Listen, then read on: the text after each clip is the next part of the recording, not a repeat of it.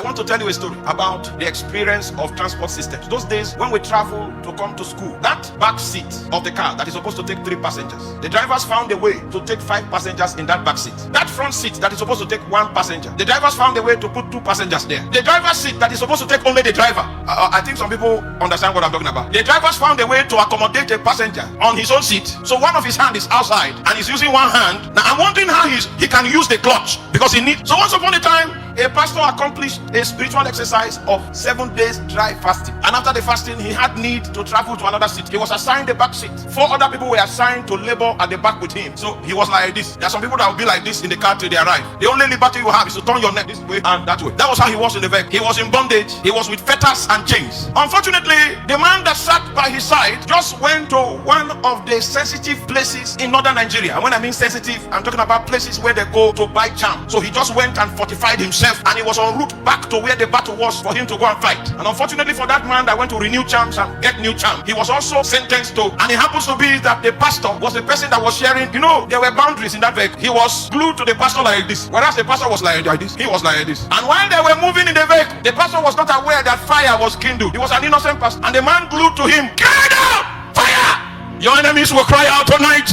in the name of Jesus Christ. Fire!" And they were looking for the fire. They didn't know it was the fire that was kindled in the realm of the spirit. They moved again. The man cried louder, "Fire!" Then they had to stop. The man crying fire now came out of the vehicle. By the time he came out, he ran a test on his charm and found out that they were no longer effective. God will destroy the charms that they have made to fight with you this night, because he will release his fire. He will release his fire. Somebody say fire. The charms were detonated, and because he paid so much to secure those spiritual material, he refused to continue the journey. Then he dropped midway and waved them. Meanwhile, the pastor had been praying that God will do something about it, the way he was sitting like this, and the way God answered his prayer was by fire. Tonight the Lord will answer by fire in the name of Jesus Christ.